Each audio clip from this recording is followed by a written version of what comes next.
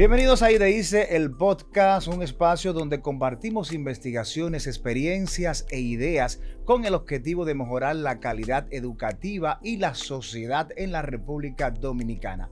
Soy Miguel Martínez y para mí es un grato placer llegarles a todos ustedes a través de esta importante plataforma de EduMás. Hoy tenemos un contenido muy interesante. Vamos a hablar sobre un informe de diagnóstico en línea base del programa de formación continua y acompañamiento integral de la regional número 18 del Ministerio de Educación. Y para esto tenemos un invitado muy especial. Él es Frankie Noel Trinidad, quien es evaluador de estudios. Bienvenido, Frankie, ¿cómo estás? Hola, Miguel, estoy muy bien el día de hoy. Muchas gracias por el espacio y por permitirme venir aquí a abundar un poco más sobre el tema del acompañamiento integral y la formación continua. Qué bueno, el placer es de nosotros. Y te quiero preguntar, ¿cuál es el principal objetivo de este informe? El principal objetivo es reducir las brechas entre el desempeño académico que tienen los estudiantes en dicha regional con respecto a las otras regionales educativas, ya que hemos detectado algunas características propias de esa población que le impiden desempeñarse igual o parecido al promedio de las otras regionales educativas. De acuerdo. ¿Y qué hace de diferente este estudio con otros que se han hecho? Prácticamente este estudio es diferente porque englobamos varias metodologías. En primer lugar, cogimos los datos de las pruebas diagnósticas. Cada año el Ministerio de Educación hace unas pruebas diagnósticas a un nivel. Entonces, en base a eso, nosotros cogimos 3 años diferentes para abarcar 3 niveles diferentes. Así englobamos gran parte de los estudiantes, no solamente de la regional, también del país completo, ya que lo que utilizamos fue una comparación entre las características y el desempeño de dichos estudiantes con el resto de los estudiantes. ¿Y cuáles fueron las fuentes de información que ustedes indagaron, utilizaron para realizar este informe? Muy buena pregunta. Básicamente aquí la fuente principal fue el MINER. Como bien ya sabes, el programa está en una mesa técnica donde varias instituciones, incluyendo el MINER, aportan, vamos a decir, su granito de arena. No solamente el IDICE, nosotros como institución básicamente lo que hacemos es investigar, evaluar y ver cuál es el estatus de dicha regional. Sin embargo, en la mesa técnica nuestro alcance es un poco más, ya que como estamos integrados con el INAFOCAN y con el mismo MINER, específicamente el área de supervisión, podemos darles un apoyo más en tiempo real a dicha regional, donde prácticamente aquí vamos a decir que tenemos 2 fuentes principales, la del MINER que ya te mencioné, Sí. y una encuesta que se hizo el año pasado en octubre con la mesa técnica completa. O sea, todos aportamos en ese levantamiento de información. Ok, yo te quiero preguntar, ¿por qué es importante entonces contar con una línea base antes de implementar un programa de acompañamiento? Sí. ¿Por qué es importante? Es importante porque con la línea base sabemos dónde estamos parados. Por ejemplo, la iniciativa por la cual surgió el programa fue porque al analizar las pruebas diagnósticas pudimos detectar que habían factores no educativos que estaban asociados negativamente con el desempeño de los estudiantes en dicha regional. Por ejemplo, está la sobredad. Esta es una de las regionales que más sobredad los estudiantes tienen. Y básicamente, aparte de la sobredad, una de las principales variables que más les afecta, que no es educativa, son los quintiles socioeconómicos. Como bien sabemos, esta regional está en Bauruco y también Independencia. Y como es una zona rural, con una zona más que rural también aislada, existen muchas vulnerabilidades que los estudiantes tienen en el día a día. Por ejemplo, no solamente la del quintil socioeconómico y la sobredad, también una deserción por encima del promedio de las otras regionales, especialmente en los niños. Y además de eso, jornada extendida nos parece que no se ha aplicado completamente. Por tanto, en los datos podemos ver que la jornada extendida es un factor bien significativo para la mejora de los estudiantes, para la mejora de su desempeño. Y te quiero preguntar entonces, en ese sentido, ¿en cuáles cursos entonces las brechas son más evidentes? Las brechas fueron más evidentes basado en los datos en tercero de secundaria. Cuando comparábamos tercero de primaria de la regional 18 con otras regionales, no veíamos diferencias significativas, ya que para todo esto, en los 3 niveles que evaluamos, se hicieron estimaciones. En sexto de primaria ya sí se veían ciertas brechas, especialmente en matemáticas. Y ya pasando a tercero de secundaria, las brechas son más evidentes, especialmente en lengua española. Creo que para sociales ya la brecha es un poco más pequeña en tercero de secundaria. Sin embargo, en las otras asignaturas donde las pruebas diagnósticas se emplean, se puede ver que las brechas son cada vez mayores. Bueno, entonces yo te quiero preguntar, entonces, tú hablaste de la sobreedad, ¿verdad? Tú dijiste que eso es uno de los interrogantes importantes que arrojó este informe, y también hablaste del factor socioeconómico. Sí. ¿Algunas medidas de este informe para tratar de mejorar o mitigar esa situación? Sí, precisamente continuando con parte de la pregunta de la línea base, para eso es la línea base, porque cuando nosotros tenemos una línea base que sabemos básicamente la coyuntura de la regional, podemos determinar cuáles son esos factores que más afectan. Como te mencioné, la sobredad es uno de ellos, y a través de los esfuerzos que estamos haciendo, no solamente el IDICE, también la mesa técnica completa, estamos implementando un acompañamiento directo con los docentes. Esto ya viene por parte del INAFOCAN, pero también una capacitación que sea adaptada a esta realidad de que la sobredad es un factor que afecta mucho y negativamente a estos estudiantes, y para la parte del quintil es un poco más complejo. Para esto tendríamos que abrir otra línea de investigación donde podamos determinar cómo se puede reducir esa brecha entre quintiles sin tener que intervenir fuera de la escuela. Y en el personal docente, ¿cuáles fueron las principales necesidades de formación que ustedes pudieron identificar? Sí, básicamente las necesidades se levantaron en la encuesta que te mencioné, fue en octubre del año pasado, y las principales necesidades que vimos en materia de formación eran el uso de herramientas tecnológicas. Y puedo abundar un poco sobre mi percepción en el levantamiento. Si bien yo estuve muy involucrado en el levantamiento de información de este trabajo, y básicamente no es solamente que ellos percibían que necesitaban eso, es que realmente necesitaban esa capacitación en materia de uso de las herramientas tecnológicas.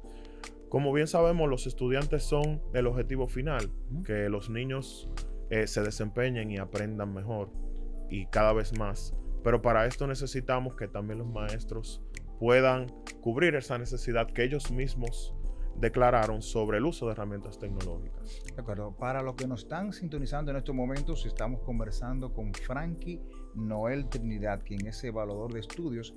Tenemos un tema muy interesante. Estamos hablando de un informe de diagnóstico y línea base del programa de formación continua y acompañamiento integral de la regional número 18. En ese sentido, Frankie, quiero preguntarte, en esta investigación, se podría decir que es una investigación, ¿cierto? ¿Verdad? ¿Qué tiempo se tomaron ustedes para esta investigación? Háblame un poco de los detalles más importantes de esta investigación. Sí, la muestra, todo esto. De acuerdo.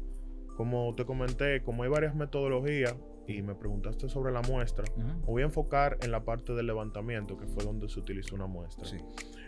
En primer lugar, el programa surgió como una iniciativa del INAFOCAN. Nosotros como IDICE, nuestro rol de investigador y evaluador, en mayo del 2025 tuvimos un pequeño análisis con las pruebas diagnósticas. Luego de eso tuvimos una reunión con las autoridades de la Regional 18 donde expusimos esos resultados, y como esto empezó, vamos a decir, un cronograma de actividades donde hemos ido agotándolas poco a poco y dándole seguimiento como un programa. Si bien en parte se puede considerar una investigación, ya que hemos hecho uso del método científico para encontrar los resultados, básicamente hay que tomarlo más como una evaluación, ya que, por ejemplo, en este año se va a hacer otro levantamiento y se va a utilizar una metodología similar a la del levantamiento del año pasado. ¿Qué pasa? Para calcular la muestra, y la muestra que utilizamos fue la población de los docentes, los técnicos del distrito y regionales, los directores y también la Asociación de Padres, Madres y Amigos de la Escuela, llámese AMMAE. Cuando vimos todas esas poblaciones, pudimos determinar que con una muestra simplificada pero representativa, podíamos ver cuál era la coyuntura en la cual la regional se encontraba, ya que como utilizamos los datos de las pruebas diagnósticas, teníamos datos que eran pre-pandemia. También teníamos datos que eran poco después de la pandemia. Y aunque si bien nos explicó gran parte del fenómeno y pudimos determinar que habían variables relacionadas negativamente al desempeño académico de los estudiantes, con la muestra pudimos levantar cuál era la percepción que tenían esas poblaciones y también cuáles eran las necesidades que tenían. Este levantamiento se realizó en octubre y fue una muestra totalmente probabilística para nosotros poder terminar de asegurar la representatividad de la información que levantamos. Entonces, ¿cómo, a tu juicio, o si el estudio revela eso, cómo la formación continua puede mejorar el aprendizaje? Muy buena pregunta. Los docentes que nosotros entrevistamos, que representan a la población, vimos que estaban muy preparados. O sea, tienen maestría la mayoría, tienen características de conocimiento que la dominan bastante bien, pero con la formación continua podemos reorientar todo ese conocimiento y adaptarlo a nuevas metodologías de enseñanza, que también es una de las necesidades que ellos declararon tener, que querían aprender nuevas metodologías para poder ser más efectivos a la hora de que los niños aprendan. ¿Y qué características tienen los docentes con mejores resultados? ¿En qué sentido? Bueno, en el sentido, obviamente, del estudio que ustedes hicieron, las características que tienen cada uno. Yo me imagino que hicieron ustedes una comparación. Tú hablaste, por ejemplo, hay zonas donde eran más pobres y obviamente otras zonas donde quizás ustedes encontraron personas con mejor posición, ya sea los padres estaban mejor posicionados, vivían en mejores lugares y todo eso. Entonces, en ese sentido va la pregunta, ¿qué características tienen los docentes con mejores resultados? Porque me imagino que hubo formaciones divididas. Las características principales de los docentes que tenían mejores resultados venían relacionadas con el quintil. En el Ministerio de Educación se hace una estimación que es un quintil socioeconómico y escolar, donde el quintil escolar se toma como base la moda del quintil socioeconómico de los estudiantes que se encuentran estudiando ahí, valga la redundancia. ¿Qué sucede? Los que mostraban mejores resultados eran los que estaban en los quintiles más altos, siendo los quintiles más bajos los más perjudicados, y cuando veíamos las características de estos, usualmente eran los que se encontraban más aislados. Bueno, yo me imagino que en este informe, en este estudio, la familia juega un rol importante. Entonces yo te quiero preguntar qué hallazgos ustedes encontraron sobre la participación de las familias, obviamente, en la educación de sus hijos.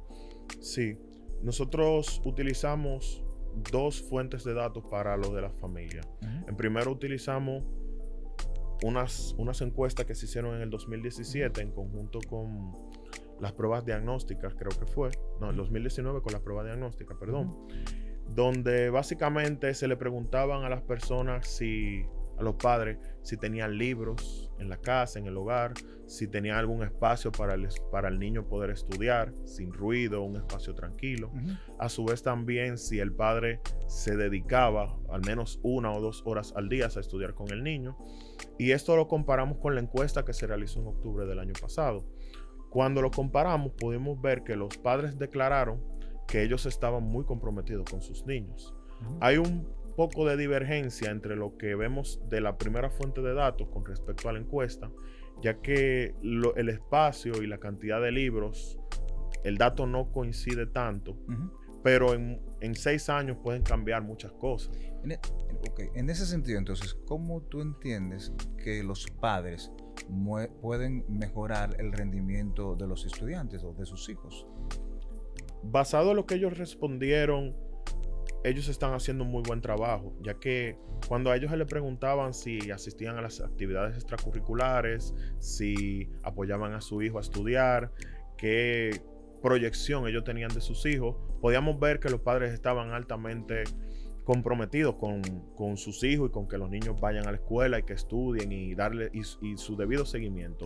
Sin embargo, es bueno ponerle un asterisco a esto, porque cuando le preguntábamos el nivel de compromiso de los padres a los otros actores de la encuesta, llámese los técnicos distritales, los docentes e incluso los directores, no era que no estaban comprometidos los padres, pero el nivel de compromiso que ellos declaraban tener era menor al que declaraban los otros actores que los padres tenían. ¿Se podría decir entonces que pudiera haber una relación, o si hay una relación entre el involucramiento o el acompañamiento de los padres o de la familia, vamos a decir, en los resultados de este informe? Sí, por supuesto, hay una relación.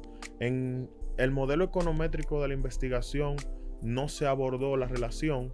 Sin embargo, en las encuestas, todos los actores declaraban de que el involucramiento de los padres con sus niños es sumamente importante, ya que los niños pasan un periodo de tiempo semanal en el centro educativo con los docentes, pero el más arduo trabajo de que los niños tienen que aprender está luego de la docencia, luego de que pasa el horario docente, que ellos vuelven a sus hogares y comparten con sus padres y con su familia.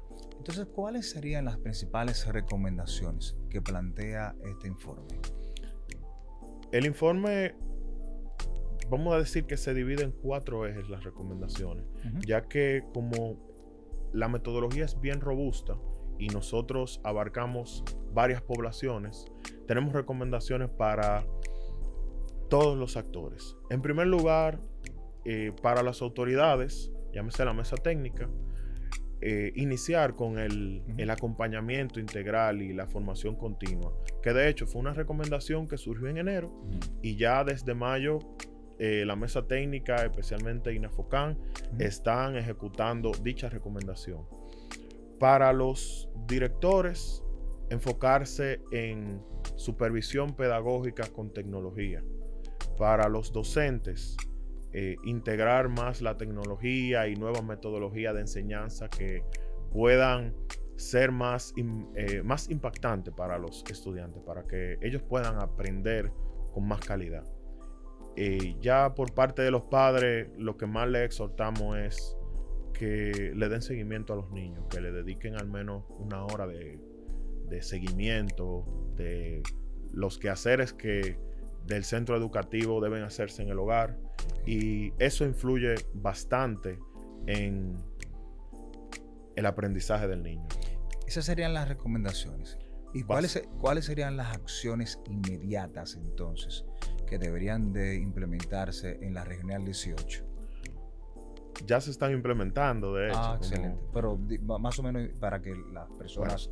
Actualmente se están haciendo esfuerzos para un acompañamiento en tiempo real en el aula, con motivo de darle un seguimiento al docente, ya que el docente es el actor que está más directamente con el niño dentro de toda la comunidad educativa, si no tomamos en cuenta a los padres o tutores.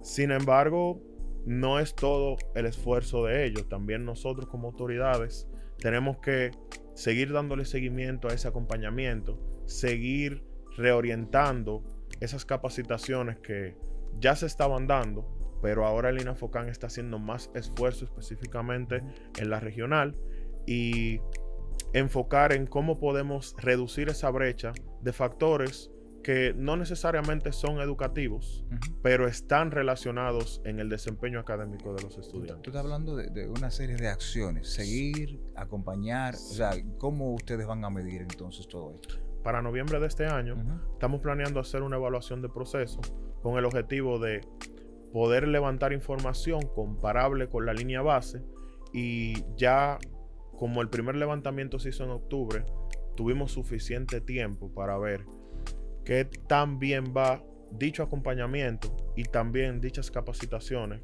que ya se están ejecutando. Sin embargo, esto es la importancia de la línea base. Okay. Cuando nosotros levantemos ahora en noviembre, vamos a poder ver cómo ha cambiado esas necesidades, pero a su vez vamos a ver cómo ha mejorado el desempeño de los estudiantes en un año. Entonces, ¿qué lecciones de este estudio podrían aplicarse en otras regionales del país? Mira, es una muy buena pregunta, ya que el factor que más hemos visto que afecta, lo he repetido varias veces, es el quintil socioeconómico.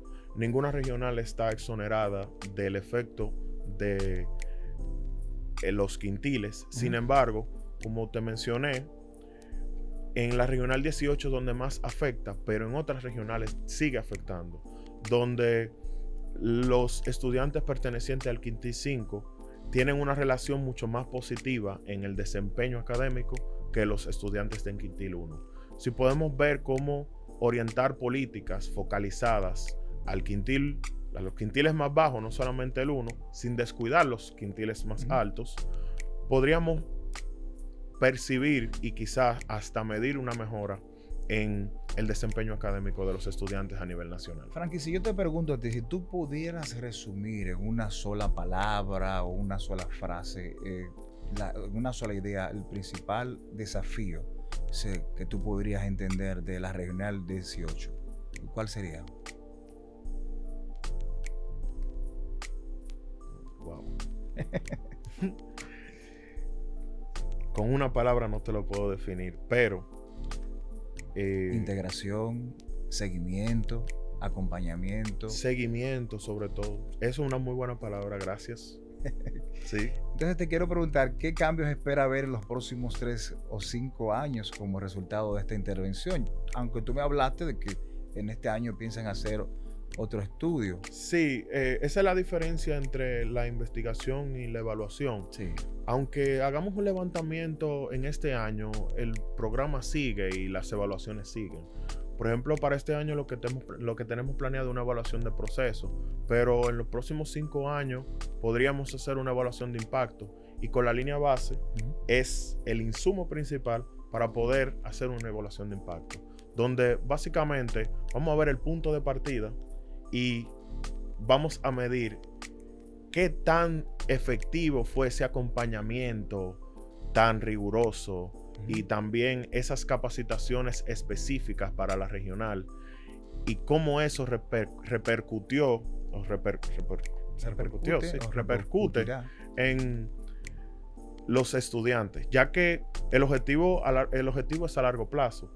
Ya que en un año las cosas no cambian tanto, pero en 5 años, con los esfuerzos que estamos haciendo desde ahora, sí esperamos ver un gran cambio.